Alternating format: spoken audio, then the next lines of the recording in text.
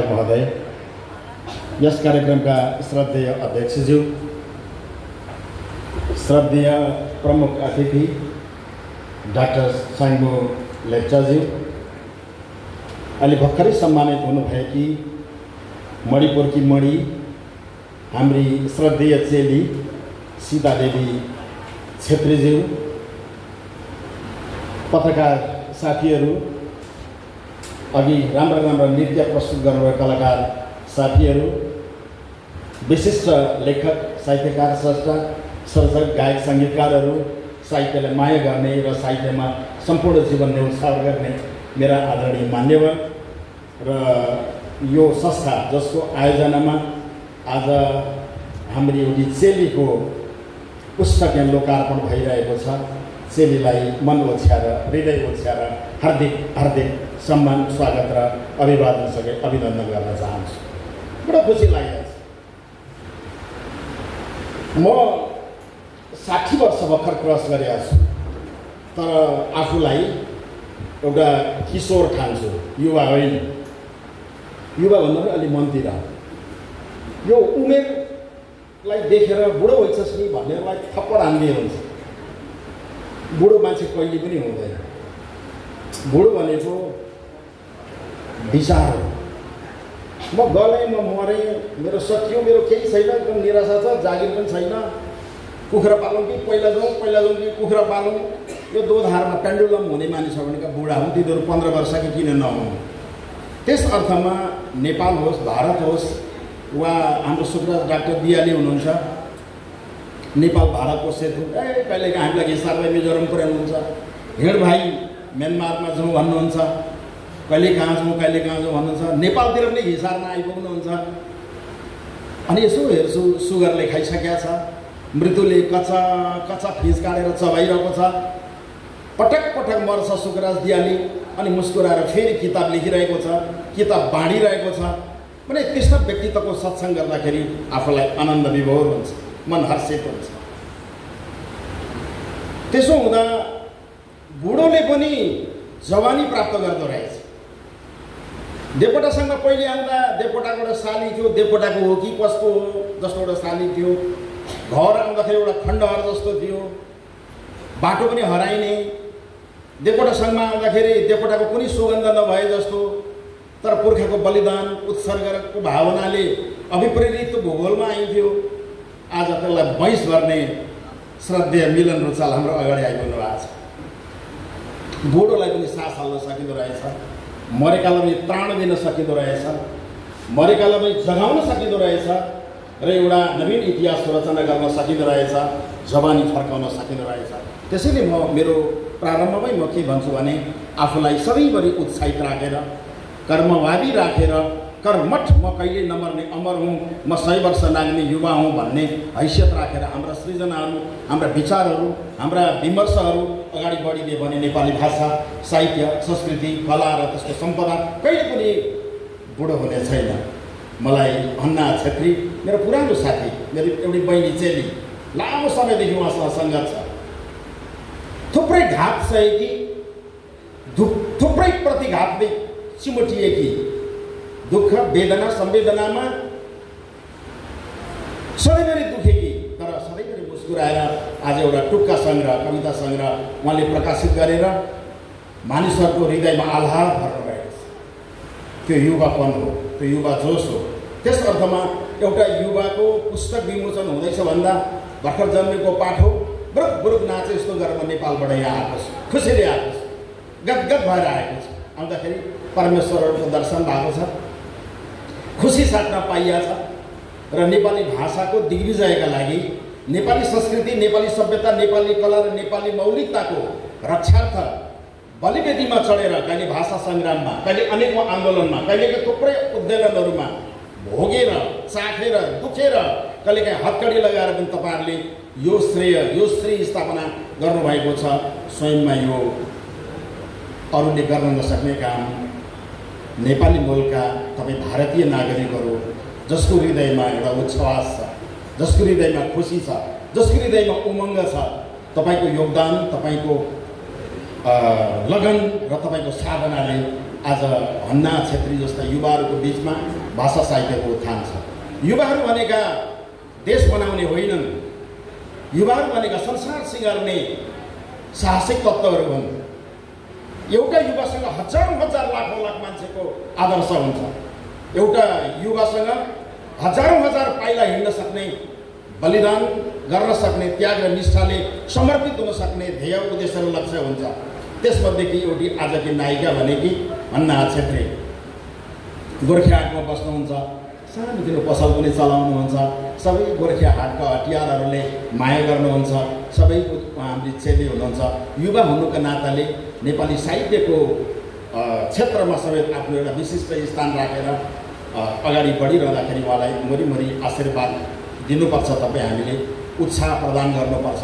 आशीर्वाद दिने हैसियत त नपुग्ला, तर उत्साह र प्रेरकको भूमिकामा रहेर उहाँलाई खुसी तुल्याउन सक्यो भने हजारौँ हजार युवाहरू आकर्षित हुनेछन्, मलाई यस्तो लाग्छ।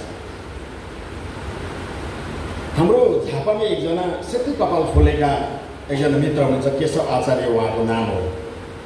उहाँलाई इन्द्रबहादुर राईले पनि साथी भन्नुहुन्थ्यो, अनि डाक्टर प्यासीले पनि उहाँलाई साथी भन्नुहुन्छ, र साना साना बालबालिकाहरू यता जान्छ उहाँले पनि साथी भन्नुहुन्छ। मूल कुरा के रहेछ भने एउटा कपाल फुलिसकेको मान्छेले कसलाई डोर्याउँदैछ? उसको बाटो उसले अख्तियार गरेको राजमार्ग कता हो? ऊ युवालाई डोर्याउँछ, ऊ किशोरहरूलाई डोर्याउँछ, बालबालिकाको सिगान पुज्छ र भाषा भाषा साहित्य कला र संस्कृति भनेर मानिसहरूलाई डोर्याउँछ। अनि मलाई लाग्छ हजारौँ युवाहरूले उसलाई कहिले पनि बुढो हुन दिँदैनन्। यो कुरामा मलाई अलि विशिष्ट कुरा गर्न मन लाग्यो। अस्ति झापामा प्रमुख आतिथ्य ग्रहण गर्नका निमित्त देवकोटा सङ्घका अध्यक्ष श्रद्धेय मिलन रुचाल जानुभएको थियो। यो विषयमा उहाँले व्यक्त गर्नुभएको थियो। बुढो र तरुण र तन्देरीका बारेमा आफ्नो एउटा साइकोलोजिकल कुरा, मनोवैज्ञानिक कुरा उहाँले प्रस्तुत गर्नुभएको थियो। मैले त्यो कुरा यही देवकोटा सँगै आएर गर्न पाउँदा आफूलाई आज अभाग्य ठानेको छु, भाग्यमानी ठानेको छु। भारतमा हुनुहुन्छ, तपाईँको दुःख, तपाईँको वेदना, तपाईँले भोगेको संवेदनाको जिन्दगी, तपाईँका आर्तनाद खुसीहरूको बारेमा हामी एकदम विज्ञ छौँ। म छिमेकी राष्ट्र नेपालमा बस्छु, बारम्बार भन्ने गर्छु म तपाईँको राजनीति कोट्याउँदिनँ। राजनीति अधिकार तपाईँसँग छ, मतदानको अधिकार तपाईँसँग छ। तपाईँले देखेको लक्ष्य, तपाईँले देखेको भविष्य राजनीति र सत्ता मार्फत पुरा गर्न चाहनुहुन्छ भने शुभकामना दिनुभन्दा बाहेक तपाईँका यहाँका उहापोहका बारेमा हामी कोट्याउन चाहँदैनौँ। म एउटा सञ्चारकर्मी हुँ र सञ्चारकर्मीको मसँग एउटा धर्म पनि छ, र मेरा सञ्चारकर्मी साथीहरू यहाँ बग्रेल्दी देख्छु, म साहित्यकारहरू बग्रेल्दी देख्छु। तपाईँको पीडामा हामी बोल्छौँ, किनभने तपाईँ हामी एउटै आमाका सन्तान, एउटै भावना, एउटै विचार। तपाईँ हाम्रो मनमा एउटै तरङ्ग छ, एउटै उत्साह छ, एउटै जाँगर छ। र तपाईँले मैले देख्ने सपना, म मेची पारीको सिरानीमा सुतेर देख्ने सपना, तपाईँ मेची वारी सिमाना पारी तपाईँले त्यही सपना देख्नुहुन्छ। त्यो हो भाषा, साहित्य, संस्कृति र कला। हाम्रो त यायावरी जीवन हो। म कर्णाली प्रदेश, मेरा पुर्खा कर्णाली प्रदेशबाट झापामा आयो र कर्णाली प्रदेशमा भारतको एउटा खण्डबाट मेरो अगाडि एउटा पुस्ता आयो र हामी आफ्ना पेसामा, आफ्ना दायित्वमा, आफ्ना जिम्मेवारीमा देश देशान्तरमा परिभ्रमण गर्छौँ, परिक्रमा गर्छौँ। हामीसँग यायावरी जिन्दगी छ। प्रकारान्तरले तपाईँ भारतीय, म नेपाली, तर हामीले देख्ने सपना एउटै छ। त्यस अर्थमा हाम्रा पीडा, हाम्रा आर्तनाद, म सीमा क्षेत्रको मान्छे भएको नाताले म राजधानी काठमाडौँमा 14 वर्ष बसेँ। काठमाडौँ मेरो होइन। काठमाडौँमा बसेर काठमाडौँको वटवृक्षमा उभिँदाखेरि माथिबाट झुसुले झर्छ, हामीलाई प्रेम गर्दैन काठमाडौँले। यहाँबाट एउटा भुके चप्पल लगाएर काठमाडौँ जान्छ, त्यो मेरो चेलो हुन्छ, मेरो चेलाको पनि चेलो हुन्छ, त्यो रातारात राष्ट्रिय हुन्छ। अनि हामी यहाँ बसेर सारा जीवन समर्पण गर्छौँ भाषा, साहित्य, कला, संस्कृति, सञ्चारमा। तर हामी जहिले पनि गाउँले, हामी पाखे, हामी पटमूर्ख भनेर काठमाडौँले हामीलाई भन्छ। दिल्लीले तपाईँलाई के भन्छ म सरोकार राख्दिनँ। तर कुनै पनि मुलुकको एउटा कुनामा उभिएर देशका बारेमा बोल्छ, अन्तर्देशका बारेमा बोल्छ। अनि हाम्रो यो महाजाति भयो नेपाली। अब विश्वमा सबैभन्दा धेरै बोलिने भाषा, सबै मुलुकमा पुगेको भाषा नेपाली हो। अब हामीले गर्वका साथ भन्नुपर्छ। नेपाल एउटा सुन्दर देश, प्राकृतिक देश, एउटा पर्यावरणीय छटा भएको देश, हिमाली खण्डको देश, तर हामीसँग भोग छ, तृष्णा छ, त्यसलाई हामी कतै लगेर साट्दैनौँ, श्रममा साट्छौँ, मागेर खाँदैनौँ। गोपाली दलले त्यसै गीत लेखेको होइन। मागेर खाँदैनौँ, झुकेर खाँदैनौँ, हामी शिर उठाएर भए पनि कतारमा त्यो तातो बाफमा बेल्चा हान्छौँ। बेल्चा हात, एउटा हातले बेल्चा उठाएर अर्को हातले हामी साहित्य सिर्जना गरिरहेका हुन्छौँ। त्यो समुदाय भनेको भारतमा पनि छ, त्यो समुदायको नेपालमा पनि छ, उत्तर पूर्वी भारतमा छ, म्यानमारमा छ, देहरादूनमा छ, दिल्लीमा छ, कलकत्तामा छ, पश्चिम बङ्गालमा छ, कुना खन्दरामा छ र विश्वका कुनै पनि गाउँमा, कुनै पनि बस्ती र प्रत्येक गोलार्धमा अब नेपाली पुगेको छ। र हाम्रो एउटा विशेषता छ, अहिले विश्वभरि छरिएका युवाहरू उनीहरू साहित्यमा रुचि राख्छन्, उनीहरूसँग कलम छ, उनीहरूसँग आवाजविहीनहरूको पक्षमा बोल्ने यो आवाज छ। ओठबाट मुस्कान सँगसँगै मिठा मिठा आवाजले मरिसकेका लासलाई पनि बिउजन सक्ने ताकत र ऐश्वर्य बोकेर हामी विश्व ब्रह्माण्डमा महाजातिको अस्तित्वलाई स्थापित गरिरहेका छौँ। त्यसको एउटा केन्द्र भागमा उभिएर भन्ना छेत्रीले भारतको सिलगढीमा बसेर जुन योगदान गर्नुभएको छ, यहाँ सुकराज दियालीहरू हुनुहुन्छ, थुप्रै कलाकार साथीहरू हुनुहुन्छ, लेखकहरू हुनुहुन्छ, भर्खरै विद्यावारिणी गर्न आउनुभएका हाम्रो आदरणीय सर पनि हुनुहुन्छ, कृष्ण सरहरू हुनुहुन्छ, सरस्वती बहिनी मेरी बहिनी माथि लेकमा कमानभित्र बगानभित्र छोपेर होमस्टे चलाएर त्यहाँबाट साहित्यको सिर्जना गर्नुहुन्छ, अल इन्डिया रेडियोबाट अनेक कार्यक्रम प्रस्तुत गर्नुहुन्छ। थुप्रै मेरो आदरणीय व्यक्तित्वहरू जोसँग मैले भारतमा मात्रै, भारतको पश्चिम बङ्गालदेखि लिएर उत्तर पूर्वी भारत, म्यानमार र भुटानमा 15,000 भन्दा बढी मानिसहरूसँग प्रत्यक्ष मैले रेडियो कुराकानी गरेको छु।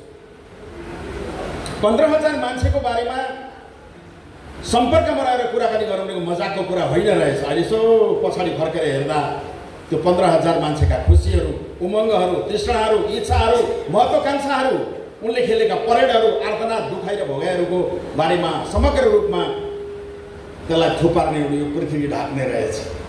तर अधिकांश मान्छे साहित्यकार छन्। यहाँको भूगोल साहित्यिक छ, सांस्कृतिक छ, पर्यावरणीय छ। यसको रक्षार्थ अबको युवा पुस्ताले कलम उठाउनुपर्छ, आवाजविहीनहरूको पक्षमा आवाज बोल्नुपर्छ। जहाँ पीडा छ, जहाँ आर्तनाद छ, जहाँ छटपटी छ, जहाँ व्यथा छ, तिनको पक्षतर्फबाट हामीले लेख्यो भने त्यो चाहिँ अब्बल साहित्य हुनेछ। साहित्य अट्टालिकामा बसेर अट्टालिकाको हितका लेखिने साहित्य मुर्दाबाद। भारतमा बस्ने नेपालीहरूले त्यसो गर्नुभएको छैन। तपाईँ भिरफुल जस्तो लाग्छ, तपाईँ बुकीफुल जस्तो लाग्छ, तपाईँ भुइँ मान्छेको कथा लेख्ने, भुइँ मान्छेको प्रतिनिधि पात्र हो जस्तो लाग्छ।